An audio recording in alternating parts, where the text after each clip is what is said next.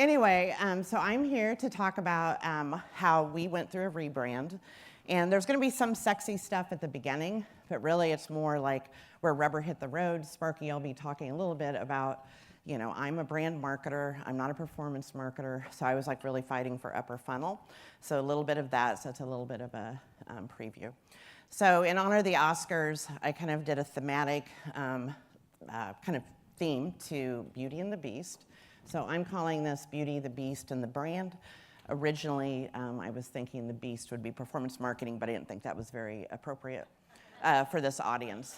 So what we're going to talk about today is a little bit about how we built the brand, how we launched the brand, then talk more so about the reality of bringing it to life. And just kind of a cliff note is it's not the end of the story. There's tons of sequels, but in this case, the sequels are actually good. So that is kind of what I'm doing. So let's first kind of set up who we are for those of you who don't know. So we are a 100-plus-year-old fine jewelry company. So as you can see there, we sell a lot of engagement rings, eternity bands. One of the number one questions I got when I was here was, is lab grown real? The answer is yes. It's about 50% of our diamond sales now. We love all of our children equally, but it's like really, really booming. And then about half of our business is actually fashion. So tennis bracelets, 10-carat like tennis necklaces, all the stuff. And I'll bring all those next year and hand it out to anybody who stays on 3. So just a little bit of a history. We were founded in 1915. The founders were involved for 3 generations. Morris started it in Kansas City, very Midwestern, very culture, not culture, it's Kansas City, very craft and craftsmanship and all the legacies that go along with it. He actually died unexpectedly, and his 15-year-old son took over the business. So, if you have kids, it really kind of makes you realize that maybe there was a different work ethic at that time. Because the first Barnett, Helzberg, is actually responsible for commercializing and helping scale the business. And then he turned it over to his son when he was 29, who, again, is like 29.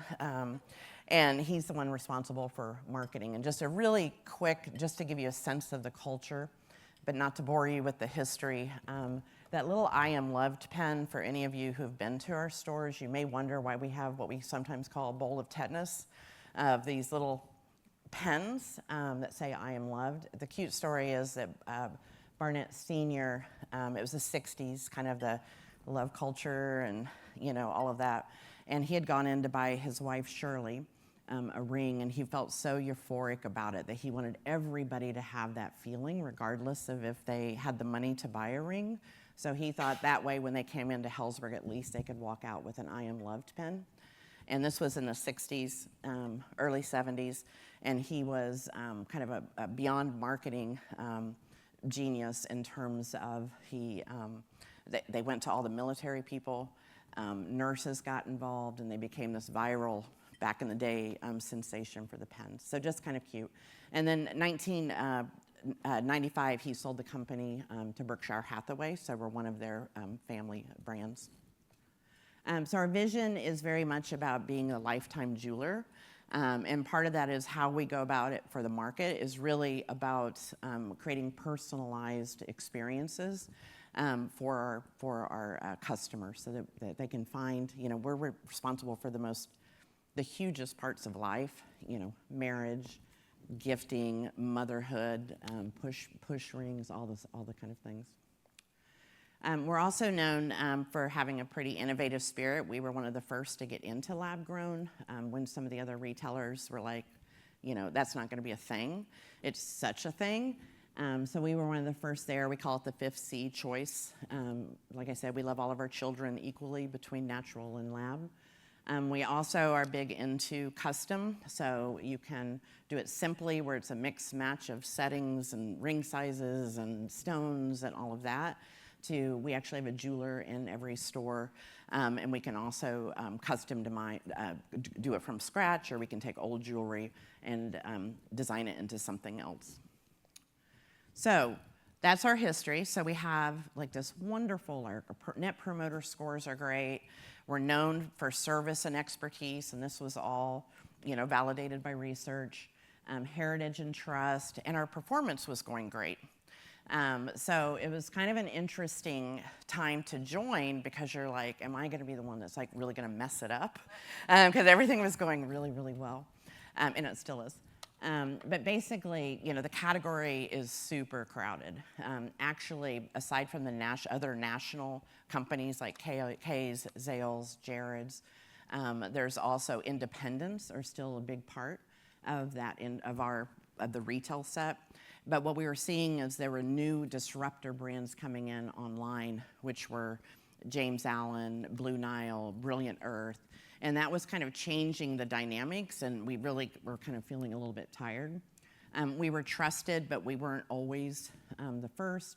As you know, in this world, PMAX is lovely and all sorts of things where it pulls up everything, so people are price shopping. So basically the world had kind of changed, and it wasn't enough just to be like a cute little regional brand. And I should say we have 160 stores, so we're, mid-size, I'd say. And also our brand just no longer reflected the customer. I had that interesting, when I was interviewing, they're like, what do you think of our brand? And you never really know what the right answer is, but it was pretty easy. It was pretty ugly. That looks red. It's actually like this pink burgundy kind of thing. So I did the standard answer in my interview, and I was like, well, I'd have to understand your customer more and what appeals to them, because it's like, we were very priced. Everything was priced. Nothing. We're in a relationship business, but yet nothing was really relationship. All the models looked like they needed to be on a really bad perfume ad. Everything was price and value and promotion first. So it was, there was only up, I shall say. So our dilemma was like, how do we change? Because I just said all the great things that we had going for us, that we were known for craft and quality. I think people forgave us of our ugly aesthetic because it was like, oh, well, but they're cute and they're good. And, so maybe they're just not artists. And also just how do we bring our heritage into it? Because heritage, kind of like when you're talking about bells, heritage is so much who we are. We are Kansas City. And it was like, how do we change our folksiness? And yeah, Brie, that's probably slang. But how do we change that and make it charisma? So how do we just like polish some things a little bit to make them a little bit more relevant? And how do we be more about relationships versus transactions? Because we definitely were about just transactions, it seemed. So now in the film, we move to the enchantment stage. So this was all about capturing new consumers. The other thing is we have a high percentage of people who buy the ring, make this significant investment and spend all this time buying the perfect ring, but then they don't come back. I think it's like 70% don't come back to get a jewelry every year, as much as we'd like them to. So it was about getting people to shop more frequently, and it was also about standing out in a more differentiated and modern way. Obviously, we have a continual funnel of people at the top ready to come in when they're getting ready to get married. Actually, that's getting older. And so it was really important that they may not appreciate the folksiness and the burgundy colors and yelling price all the time. So I'm not going to go through the reams and reams of positioning work we did with a consultant to kind of map us compared to all of our competition, to figure out what our unique positioning was. But it took a few months to do all of that.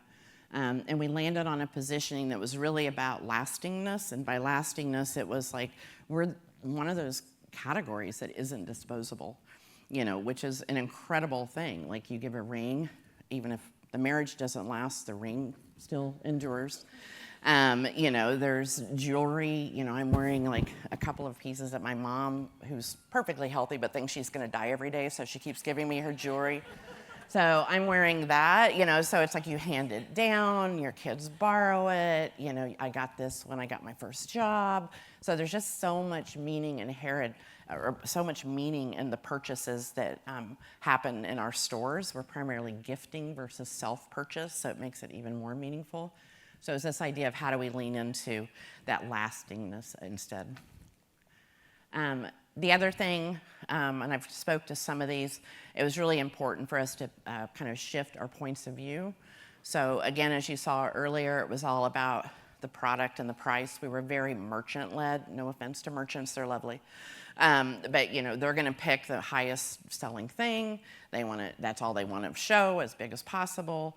And it was really about what story are we going to start with. And that really has changed how we even do our shoots, that we don't even meet with the merchants until we figure out the stories and then work with them on what the product is, what the moments are, to add that emotive value.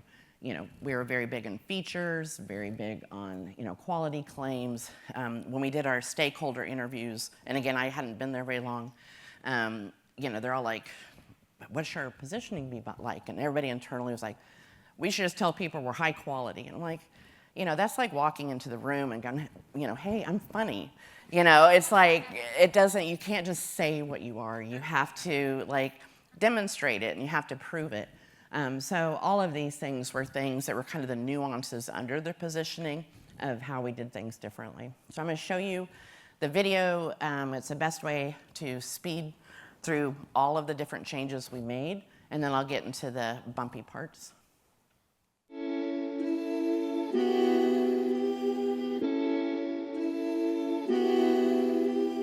Over the world gets me thrown around, gets me thrown around.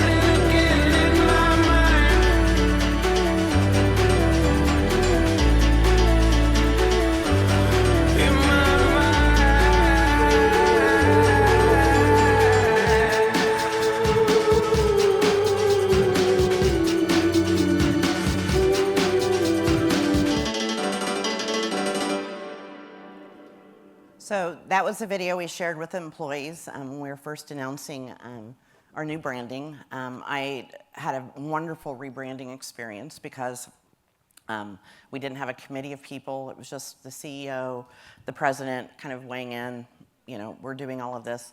So the big kind of proof was when we shared it with employees because, you know, we're taking away a lot of things. You know, took away the word diamonds, changed colors. Interesting fact is we chose blue because Kansas City is a city of fountains, and so it was like blue just kind of, for us, kind of was a hidden thing. But overwhelmingly, I think everybody kind of knew we needed to change, and so we had a really good acceptance. So this looks a little bit different than how we were before. And again, got the style guide done, got all the fun stuff, and then really the real work began. So from May when it was approved, we changed every piece of content we had out in the marketplace. We changed we changed our 40 of the highest traffic site pages. That's been a process over time. And we were just able, I mean, we just ramrodded a bunch of stuff so that in September following that May, we were a whole new company. No more burgundy and loud pricing.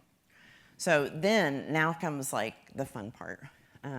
This is where, we're all like just high on euphoria, like high on like, oh my God, we're so awesome. This stuff looks beautiful. How can we not be like the department everybody wishes they worked in? And then really, then life in the castle began. And so this was really about like, how do you turn adversaries into allies? So the way we're organized is I'm brand marketing, I have creative, I have brand, organic social, influencers, content creator, communications and events. And then we have a performance marketing team who's heads down every day looking at the numbers, tweaking the numbers, like the man behind the curtain. And it was really about how do we like figure out how to work together, because we wanted all of our sexy stuff. And meanwhile, as you'll see, like some of the stuff isn't as sexy. The other was price and promotions. As much as I'd like to say that we totally got rid of promotions, we couldn't. It actually began long before, it began with Morris Helzberg, that he believed that love should be accessible. And so he was big on value. He was big on pricing and promotion. So that was something we couldn't just strip out of our DNA, or we'd be one of those bad stories of companies that went under because they tried to shift and had a midlife crisis and didn't survive. The other was just constant issue between our creative and our organic social teams. Both live with me, but a little bit of an adversary kind of relationship in terms of, the feeds favor more organic executions, and they obviously want the more polished kind of productions, and then store and site experience. So those were kind of our 4 adversaries. Okay, so number 1, performance marketing. And I will kind of hurry to the end on this one, that we get along fabulously. But it was kind of interesting because, again, we have all this sexy new stuff. We have all these great videos. We have this beautiful photography. And then it crashes up against a media plan that's 70%, if not more, bottom funnel. And it was like, where do we kind of play in this? So it was really just understanding that each one does a job differently. So, if performance marketing captures demand, brand is the one that is actually creating the demand. And it was really about what dollar needs to do what job, and making sure that we're not putting everything against the same measurement, so that we could treat everything fairly. And the job is just deciding where it belongs. So everybody knows, and Sparky, this kind of gets to your question, that if you don't protect the top of the funnel, all the math will say to put it bottom of the funnel. Especially if you're a retailer who's comp stores, and you're looking at comp store sales every day, and you're looking at site traffic. I mean, we love our numbers there. And I just want a pretty picture. But budget drifts down into the funnel. The upper funnel looks inefficient, and if you don't plan seriously for it, it'll evaporate. And performance then always, I didn't have a stack of numbers to go in there to justify brand. But in reality, brand makes it more efficient. And that's kind of the message in talking with performance marketing, that if we're invisible, their buys are going to be less efficient. And long term, we're not going to be any different, because we're going to look the same, we're going to act the same. So it was important that they played together, and even though we may not benefit and the numbers don't look good for short term, long term. So the brand measures we do on a different basis. So obviously, brand awareness, brand lift stories were important to us, and getting those metrics in place about how is consumer behavior changing. The other was, branded search growth, price acceptance. We've seen people buying more expensive things, and it's not just because of inflation, pricing changes. It's like we've created a brand that has elevated a lot of our line. So we're seeing price acceptance. And then just an onslaught, and this is where I love our performance marketing team, our agency, W Promote, and that they're open to doing any tests. So doing tests to see how do we do, how did upper funnel affect our Q4 results by testing some upper funnel to lead into the holiday season. So just a lot of different things, but you have to measure it differently, because if you do it on ROAS, we won't ever get the light of day, and all that great work we did would shift to the bottom. So the second was price and promo. I don't know. I joined and I just thought luxury, like this is luxury and this will be like so like amazing. There's no discounting, and I was wrong, sorely wrong. So you can see there on the right, like we do have some price points that are kind of entry level. A lot of those are really good because it actually gets us into the business. Maybe you're buying for a daughter or somebody younger. You think they're going to lose it, so you don't want to spend as much. And the algorithms love these. So this is if you sit in any of our quarterly reviews, I'm just like, great. So people think that's us when we're trying to do over this. So that's where upper funnel, again, becomes really important. So we just had to realize that we like to get paid, and we like bonuses, and promotion drives action. So it's like, that's what we're doing. It doesn't mean that, they're bad. Brand, though, drives preference. When you have a lot of people competing on price, if you don't have the brand layer, you're just like, why should somebody pick you when there's a lot of lower price? And then the promotion should reinforce the brand and not replace it. So again, where we were before was promotion becomes the primary message. And what was happening is then when you're looking and you're reduced to price, the digital environments make it easy to comparison shop, so we can't just go on price. But brand is what signals differentiation. So in reality, price is the influencer, brand shapes value, and the customers need both. So it was really important for us just to embrace that and just recognize that without the brand, everything becomes more efficient, but without promotions, we wouldn't have a sale, and we'd probably be going through rifts or something. So we just design intentionally. Don't hide the promotion, let it do its job. We've tried to incorporate lifestyle, as you saw in some of those, so it feels less obnoxious as it was when we first did it. We're very specific and very strong meetings about where different things live in the funnel so that we're consciously making those choices.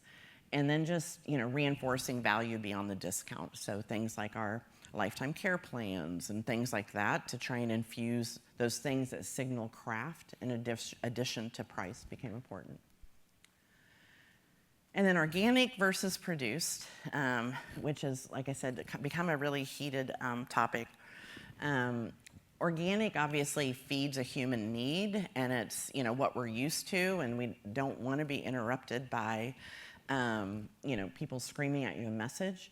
It shows up when customers scroll, and it rewards speed. But our branded content is actually where we elevate. So it's where you can see lifestyle. You can imagine yourself in the moment. So obviously we had a lot of passion about how do we do this. This one has a footnote that this is still very much a work in progress.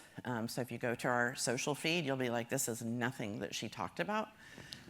Because they're out there doing, weird trends with weird tracks and and I just brought organic in-house, and I told them they had 6 months just to do whatever they wanted so we could just see what resonates before we kind of rein them into now how do we do it in a branded way. So right now, if you look at some of our stuff, it feels like we're just following every trend, and honestly, I'm not in the demo and I don't get it, and I'm not sure where our product fits sometimes. So that's where we're trying to now what do we do? How do you kind of marry those two? But if every time we put brand content in there, it doesn't perform. And so that's not good. And then what's happening is the two look like separate companies. So that's where we're really trying to figure out, is it just visual and cues? We're talking about, do we just figure out the pillars we want it to serve? Is it behind the scenes and we show our jewelers, brand ambassador? How do we do it in a way that is social first, but actually we're getting credit for it as a brand? And then social listening has become, not a surprise for this group, but just incredibly important, intersecting. We're fortunate we have Travis Kelce and Taylor Swift. So, we can get out there and find out exactly when they got married or getting engaged, and, get the post out there that achieves found the ring that looks exactly like hers, but it's not hers. So really the social listening team does a really great job of intersecting and being part of the conversations that are outside of our feed. And then finally, store and site. So this one's kind of can be a little disappointing unless you twist your brain a little bit. And if you believe that brand is only about the aesthetics, this will really kind of bum you out. But if you believe the brand is about the positioning, like we do and like I do, it's okay. So the store here is like gorgeous. Like has the blues, it has blue tile, everything's great. There's 2 of them. Because the other 158, the expense to update every single store is just not practical. And that's a bummer. So I always just use this picture and pretend. And then our site, like I said, we started to, kind of elevate it and do that. But this is where it kind of, knowing that this is where our brand is most real and knowing that we wanted an omni-channel experience, really what we started to do is just make sure that the experience reflected that idea of lastingness and that idea of craft and care, and go overkill on it. Make sure omni-channel presence, because we're fortunate in that a lot of people visit our site before they go to the store for discovery and for learning. So it was really about incorporating, like, what are the elements that are important across, so that the experience was what connected the brand glue versus the color and the stores that aren't the same. So, just a few things, like just enhancing our clienteling process to make it more personal, upgrading our site to include a Love and Marriage Hub to replicate what the information it customizes them for the customer to kind of go through their journey and remembers where they are. So just like going to a store, if they're in the education phase, easy to get there, and then kind of takes them through the journey. And then for the store, it was very much about endless options, making sure everything available on the site was available in the stores, enhancing what they were doing from a custom perspective. So it was really for those having to lean into the positioning and training versus the other. And so that's kind of the 4 lessons learned from the castle. So I know, like I said, I wasn't going to spend 20 minutes just talking about the sexy stuff because I would have been naive. So really, it's just the important points are the brand isn't something you launch, you run it every day. And that kind of gets into like the sequels. It's never over. The euphoria ends just like a good, honeymoon. And then you have to get to the kind of the hard work. The other is, no duh, if you only measure short-term results, you're only going to do short-term things. So how do you work with your partners, and how do you work with the C-suite and everybody to make sure that we're measuring the things that we're intending? And in our case, we intend to change the brand perception. And so we changed some of those metrics. Brand, if you just believe brand is about the aesthetics, you're going to be very, very disappointed. You always need to go back to your positioning to figure out what the experiences you need to offer in addition to the aesthetics, because customers may love the aesthetics, but they stay because the experience and relationship. So I can't give up on those 158 stores. We're responsible for what the experience is that delivers the new brand. And then the last one is just consistency matters more for perfection. I told you our organic's not quite right yet, but we'll figure it out.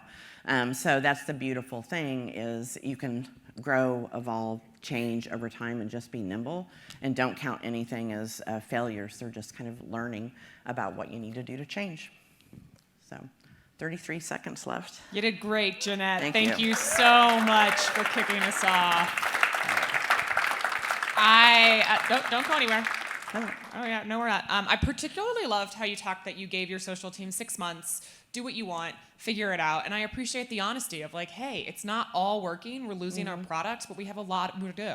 It's that transparency that I don't think you get anywhere else. Right. Hi, Jenna from GNC. Have you seen anything in regards to, you mentioned a higher threshold of spend, they're buying higher priced items, things like that, since you've rebranded, but have you seen more new customer growth or any additional frequency? We're seeing new customer growth. A lot of that is coming through e-com, so part of that's a natural increase.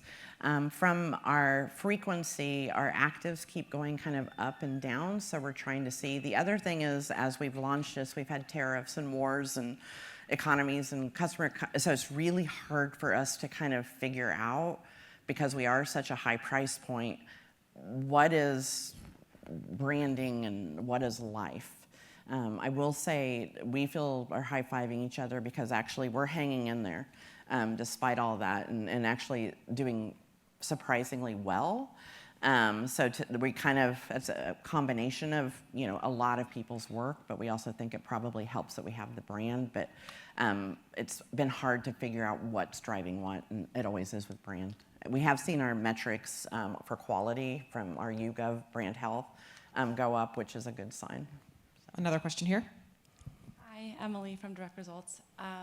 When you talk about performance marketing versus branding, and like what's your threshold when it comes to a campaign that you're like, give it a minute, let's see how it performs, versus this needs to get pulled, it's not working? My personal threshold, or the one I'm allowed to have it corporately? Both. So I come from a very branded environment, and I'm kind of old, so it's like before digital. So it was like, big commercials, big things, and you kind of have to let that go. I'm fortunate to work with, again, our great agency and our performance marketing team, because they want to succeed too. So they're not going to do anything that jeopardizes the business, but it's been wonderful because they're really on board with trying to help us figure out the right tests. And that's been really interesting, because they'll be like, wow, when we did these CTV campaigns, it looks like, we had 2x the visitors to the site versus the people who weren't exposed to that campaign. So I will say they've actually been really on board. Of course, I would love more upper funnel, but I also want a paycheck and a bonus. And it's like, like we all do. So it's really tolerant. You just have to keep working. It's not going to be perfect, because short-term sales have to happen. Jeanette, thank you so much for kicking us off this morning. Yeah.